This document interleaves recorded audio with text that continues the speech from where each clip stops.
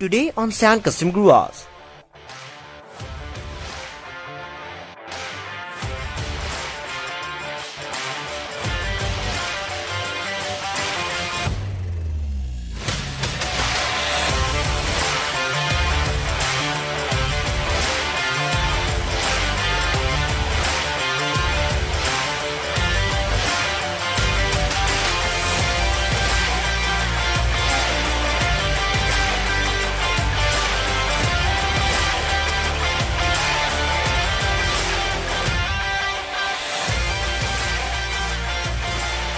Hello guys, welcome back to San Custom garage once again.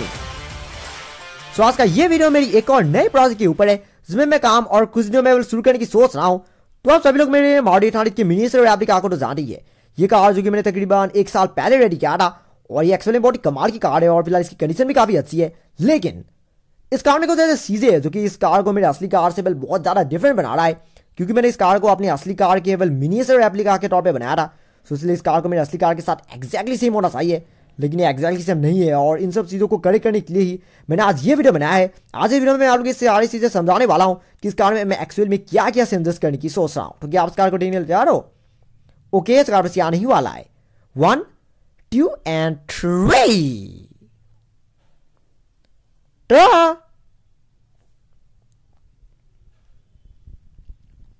The miniature replica of my real 2013 Maruti 800। ये देखिए। सो ये car आप लोगों को ज्यादा दिखाने की कोई जरूरत नहीं है, क्योंकि इस कार के बारे में मैं पहले भी कई बार वीडियो बना चुका हूं और आप लोगों ने शायद ये कार पहले भी कई बार दिखा है।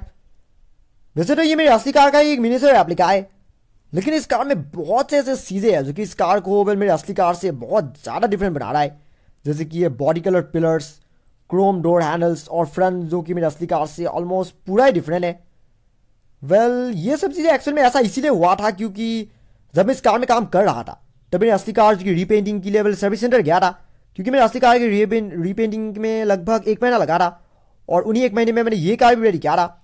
उसकी वजह से क्योंकि तब मेरे पास अपनी असली कार नहीं था, तो इसलिए मैंने फिलहाल वो सब चीज़ें सोचा नहीं था कि मैं अपनी असली कार को फ्यूचर में कैसा बनाऊंगा। और इसी की वजह से मैंने बहुत सी चीज़ें जो कि मेरे कार केवल पुराने लुक से इंस्पायर होकर बनाया था।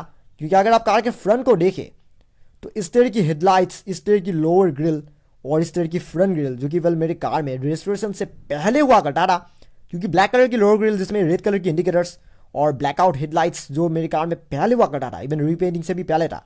लेकिन रीपेंटिंग के बाद मैंने वो सारी चीज़ें रिमूव कर दिया, लेकिन इस कार में ये सारी चीज़ें वैसा ही रह गया जैसे कि मेरी कार में पहले हुआ करता था। सो फ्रंट में ज़्यादा कुछ भी करने की जरूरत नहीं है, बस बीच में सुजुकी का लोगो ऐड कर देना होगा। मैं इस व्हाइट बॉर्डर को ग्रिल से रिमूव नहीं करने वाला, क्योंकि ये चीज़ जो कि मैं अपनी असली कार में भी फिर से करने की सोच रहा हूँ। ये चीज़ मेरी कार में रजिस्ट्रेशन से पहले हुआ करता था, लेकिन रजिस्ट्रेशन के बाद मैंने कार का ग्रिल चेंज कर दिया था। उसके बाद से ग्रिल का जो पैटर्न है वो बिल्कुल स्टॉक ग्रिल की तरह बन गया था। पर मैं ये चीज़ अपनी असली कार में भी करने की सोच रहा हूँ, सो इसीलिए इस व्हाइट बॉर्डर को मैं ऐसे ही रहने दूंगा, बस बीच में सुजुकी का लोगो ऐड कर दूंगा। लेकिन इन हेडलाइट्स की बात करें तो ये हेडलाइट्स बहुत ही पोरली डन है, क्योंकि अगर आप इसे अच्छे तरह से देखें तो ये बहुत ही ज़्यादा अनरियलिस्टिक सा दिख रहा है, क्योंकि इनमें कोई भी डिटेलिंग नहीं है। सिर्फ ब्लैक कलर की है और फिर बीच में ये क्रोम कलर की डिटेलिंग है, जो कि बिल्कुल भी ठीक नहीं है। और इसलिए हेडलाइट्स में थोड़ी सी डिटेलिंग ऐड करने की जरूरत है, बल्ब्स वगैरह और थोड़ी बहुत एक्स्ट्रा बॉर्डर्स वगैरह, जैसे कि हेडलाइट देखने में थोड़ा सा और रियलिस्टिक दिखे और ज़्यादा बेटर दिखे। लोअर ग्रिल की बात करें तो लोअर ग्रिल को रीडन करना होगा, क्योंकि ब्लैक कलर की लोअर ग्रिल जो कि फिलहाल मेरे कार में नहीं है, सो इसीलिए मैं इस लोअर ग्रिल को भी बॉडी कलर टाइप का ही करने वाला हूँ। इंडिकेटर्स जो कि मोस्ट लाइकली इस तरह के डार्क ग्रे कलर की हो जाएगा, और फिर बीच में मैं क्रोम बॉर्डर भी ऐड करूँगा, बिल्कुल मेरी असली कार की ट्राई। और नंबर प्लेट पे से ऐसे रहने वाला है, क्योंकि मेरी असली कार का ही नंबर है और नंबर प्लेट को फिर से रीडन करने की जरूरत नहीं है। सो फ्रंट में बस इतना चीज़ ही किया जाएगा। लेकिन अगर साइड प्रोफाइल की बात करें तो साइड प्रोफाइल में इन पिलर्स को रीडन करने की जरूरत है। ये तो पिलर्स है, अगर आप कार को साइड से देखें तो साइड से देखने पर ये काफ़ी हद तक मेरी कार में बस रजिस्ट्रेशन का काम जो एकदम रिसेंटली जब कंप्लीट हुआ था, काफ़ी हद तक वैसा दिख रहा है। क्योंकि तब मैंने अपनी कार में क्रोम डोर हैंडल्स फिट किया था और बॉडी कलर्ड पिलर्स भी तब मैंने कार में रिटेन रखा था। लेकिन क्योंकि फिलहाल मैंने अपनी कार के पिलर्स को ब्लैकआउट कर दिया है, डोर हैंडल्स को भी फिलहाल मैंने बॉडी कलर कर दिया है, यानी कि मैं अपनी असली कार की बात कर रहा हूँ। और इस कार में कोई साइड मिरर्स भी नहीं है, जबकि मेरी असली कार में दोनों साइड में मिरर्स है। So body colour side mirrors भी मैं कार में ऐड करने की सोच रहा हूँ, और मिरर्स को ऐड करने के लिए मुझे यहाँ पर होल करना होगा, पर वो सारी चीज़ें मुझे सेफली करना होगा। हो सकता है कि मैं साइड मिरर्स फिट ना करूँ, क्योंकि ये कार ऑलरेडी कंप्लीट कार है, और अगर मैं होल्स बनाने की कोशिश करूँगा तो मुझे डर है कि वाल रैपिंग वगैरह ख़राब हो जाएगा। सो इसीलिए हो सकता है कि मैं साइड मिरर्स को फिट करूँगा या फिर ना फिट करूँगा, व्हील्स वगैरह कुछ भी करने की जरूरत नहीं है क्योंकि ये सब पहले से ही परफेक्ट है। लेकिन बॉडी में थोड़ा सा प्रॉब्लम है क्योंकि अगर आप इस तरह के टायर को देखिए तो ये बॉडी से काफ़ी ज़्यादा अंदर की तरफ है, जबकि इस तरफ का टायर जो कि बॉडी से काफ़ी बाहर निकला हुआ है, ये मोस्ट लाइकली कोई फिटिंग में शायद मैंने कोई गड़बड़ किया रहा। और इस चीज़ को करेक्ट करने में ज़्यादा मुश्किल नहीं होगा, बस नीचे से खोल के थोड़ा सा करेक्ट कर देना होगा। और हाँ, ये रियर एंड ये जो अंडर बॉडी वाला जो पार्ट है ये एक्चुअली में मैंने बनाया नहीं था। ये एक्चुअली मेरी एक बॉडी पुरानी कार से मैंने निकाला था। ये एक्चुअली में हिंदुस्तान एम्बेसडर का एक अंडर बॉडी हुआ करता था जिसे मैंने काट के छोटा कर दिया था और उसे इस तरह से डिज़ाइन कर दिया था कि वो मारुति के बॉडी के साथ फिट हो जाए। और क्योंकि मैंने अंडर बॉडी को रीडन इसलिए नहीं किया था क्योंकि अंडर बॉडी को तैयार करने से अच्छा है कि अगर मैं इसे किसी दूसरे कार से यूज़ करता तो ये ज़्यादा से मेरे लस्टिंग करता, और इसलिए मैंने एम्बेसडर की अंडर बॉडी यूज़ किया था। अगर रियर एंड की बात करें तो रियर एंड में कुछ भी करने की जरूरत नहीं है क्योंकि रियर एंड तकरीबन 1 साल तक भी मेरे असली कार में भी बिल्कुल ऐसा ही है। सो इसलिए मैं रियर एंड में मैं कुछ भी नहीं करने वाला।